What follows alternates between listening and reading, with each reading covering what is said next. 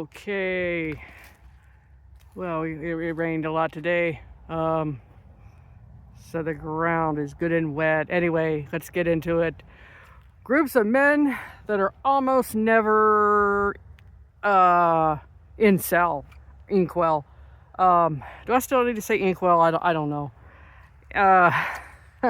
The former word is getting used so much. I don't know it's being used in a derogatory way. So I don't know it's it may even be losing its power. I don't know, but because I know there's people out there that like to say, "Oh, go back to your basement, inkwell, incel."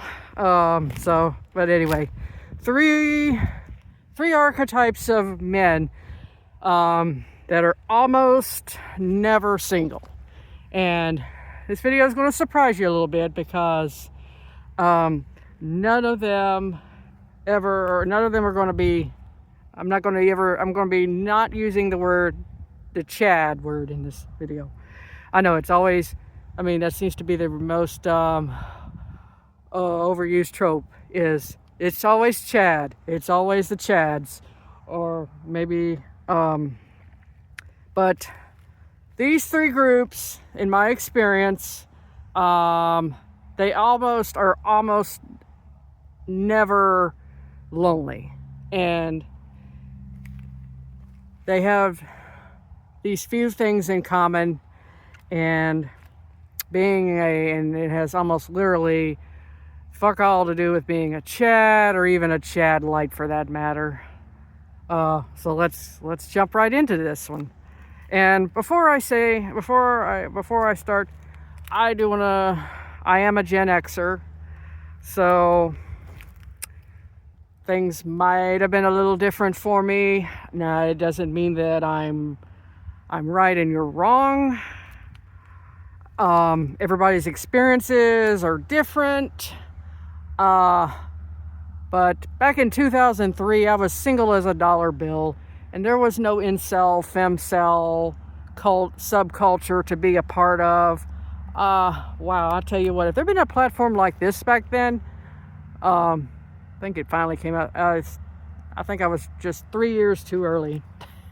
I would be almost willing to put money on it that I would have probably been starting a channel that was all about this subject of involuntary datelessness. But anyway, three groups of guys that are never lonely. First, men in the service. I don't know who's noticed this, but it seems like guys that go into the Army, the Navy, the Marines, and the Air Force, all of them, they're always young, like under 25 years of age. They always get married early. And I tell you what, a lot of guys I went to school with, went into the service, and some of them achieved some pretty high ranks too. And I'd always find these articles in the paper about some of them, and they're being, they were being praised for, their accomplishments on duty. And every article you read, there's always a missus. They always have a missus at home. Now, I don't know that their marriages are always happy and that they always last. I have definitely heard a lot of stuff about how military wives cheat, and that these guys get suckered into getting married to their current girlfriend because of all the benefits they're offered. But okay, I don't know. You can debate that one if you want. I don't know if that's true or not. Maybe it is, or maybe it's not. But anyway, next archetype, country boys. And of course, that kind of includes, hi kitty. That includes subgroups, rednecks, hillbillies. I don't know. Are those derogatory terms? I don't know. I don't think hillbillies is as much. But it seems like guys like that are never single either. And And I would also go so far, I would mention guys in the trade, same thing. They're never without a woman in their life. Whether or not they're happy, I don't know. And don't bother checking for rings. A lot of guys in the trades don't wear wedding rings because they're dealing with things like heavy machinery and all that, and rings just get in the way. But I can tell you one thing about guys who live in areas that are isolated from, well, very mainstream. Anywhere there's the mainstream urban, suburban to, kind of environment, they have a lot of propinquity with people around them. And I really think that's why they get married early. They can't really relate to guys that talk about involuntary loneliness.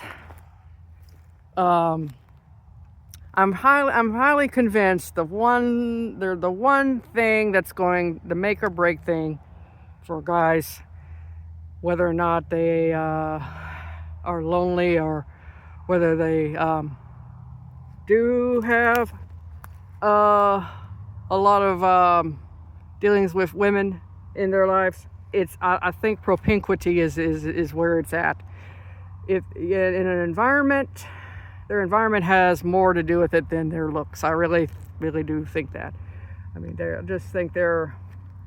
they've known everybody in their community since childhood, and the girl they married is always a high school sweetheart, pretty much 99% of the time.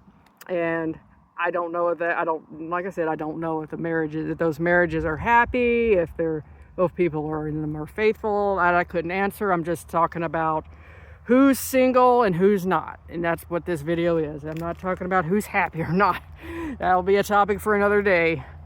But it seems like growing up around in an environment where you know everybody knows you, I really think that fosters early marriage, and it also other opportunities as well, like jobs and things like that. I really think most of the guys, I think, that are having this struggle with being lonely for extended periods of time, I really think more of them are just in environments. Maybe they've gone to college and they moved out somewhere, or maybe they're not living at home. I don't know. Like I said, I'm Gen X, as I said earlier, and I don't profess to know everything, and including this subject. I'm just sharing my experiences, what I remember from way back when, and you probably, maybe your experiences are different. But anyway, third group of guys is guys who live in non-mainstream religious communities. It could include the Amish, Mennonites. Those are the two that came to mind. There's probably other religions, but they always get married early. And obviously women in that culture kind of get married early too, because doesn't it take two to get married in the first place? So, and groups 2 and 3 kind of have that whole thing with propinquity in common. They grown up around the same group of women their whole life. They have support from their kin, their extended family. So yeah, they have that going on. So, okay, well, that's pretty much that. You notice when I never said Chad, jocks, frat rats, surfer dudes, none of those archetypes at all. I didn't mention any of them. So, did any of this surprise you? Or not? So, let me hear from you. What are your thoughts on this? I'll talk to y'all another day.